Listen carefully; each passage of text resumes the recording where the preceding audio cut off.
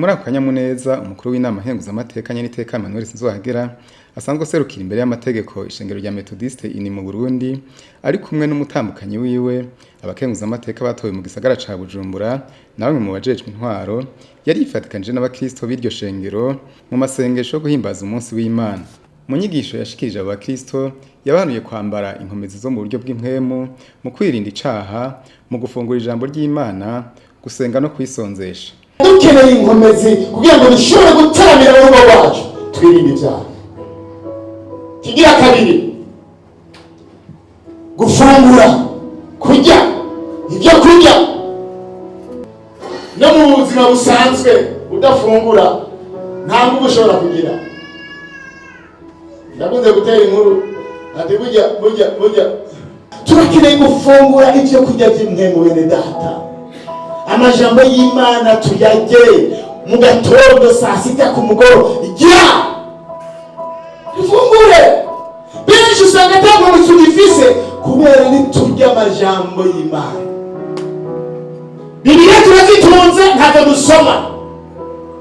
Ubwo abana twabaheje ziri no mu telefone. Dawidi mu isengesho yagize mu gitabo cya mbere cy'ingoma igice 2:12 yavuze ngo ubutunzi n'icubahiro ni wowe byandurukako kandi ni wowe uganza byose, mu kuboko kwawe harimo ububasha n'inkomezi, kandi ni wowe ushobora guha bose icubahiro n'inkomezi. Yarababwiye gusenga dusabanye n'inkomezi ngo duhe inkomezi. Haleluya! Kuko ni wowe nyene n'inkomezi, niba ushobora kuduha inkomezi bene data. Hari ahantu ushobora kugera udasabye Imana ngo iguhe inkomezi, abantu kwera bigoye kuhava. Bigusaba gusenga ugati Imana nyongera inkomezi. Gusenga bituma twongera inkomezi. Urashobora gushika ahantu cyo kurukumva wadende bukiwe. Mwibuke ko Yesu Kristo yarasenze arasaba inkomezi. Gusoma mu gitabo cya Luka 22 imbere yuko bamufata ngo asengane umubabaro haragera igihe inkomezi zirahera.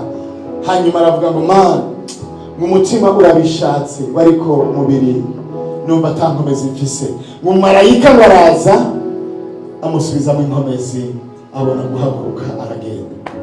Haleluya! Turakira inkomezi. Niba shaka ukumva byacanganye, fukama.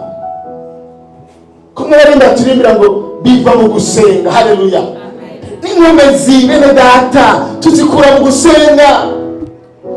Kwisonzesha bene data, hari abo tudashobora gutsinda tutisonzesheje.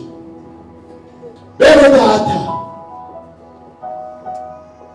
hari ahantu udashobora kugera, hari urundi rwego udashobora kugerako igihe utariga kwisonzesha.